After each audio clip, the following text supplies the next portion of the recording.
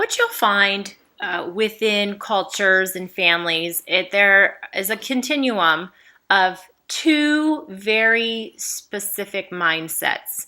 And I'm going to present the two sides to you first, and then we're going to see how they are flexible on a continuum in the next slide. So some families and cultures really value the individual. And what this means is this family will believe that you have your own personal freedom and your own achievement as valuable. So you're looking at yourself and your family's freedom and achievement as very important.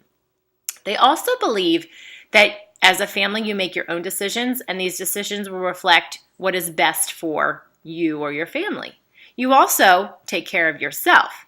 And this is the dominant cultural traits of many families that are living in the United States. Our mentality in the United States is take care of you and your family first, and then outside of that family, everyone takes care of their own families, and so we don't have to take care of each other. Now, a lot of families living in the United States come from cultures that value the group over the individual. So they'll be living in the United States, but they will have a completely different outlook on how they interact.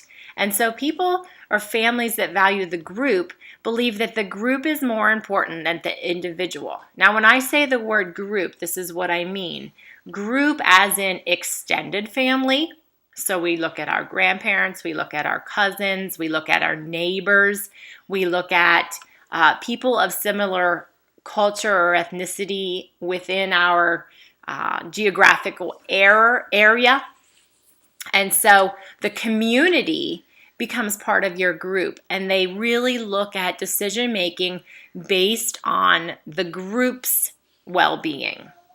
Also, this group or community is going to share responsibility for raising one another's children, for meals, for shared property, and they help each other out, especially things like childcare, transportation.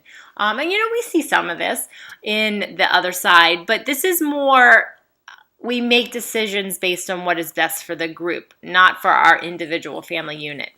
Many of the immigrants that come to our country still share these values because if you've ever heard the saying, it takes a village to raise a child, most cultures outside the United States take on that view that together you can do more, you can achieve more than by yourself.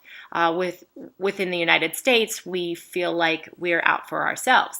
So now there's these two sides. There's the individual side and the group side. Now, what's going to happen on the next slide is you're going to see that you don't have to be all individualistic or all benefiting the group.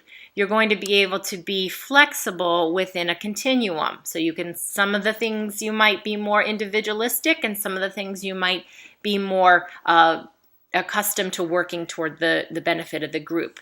And you're going to have a sorting activity. And then you're going to look at your own personal traits, where you fall on this continuum for each of the specific areas.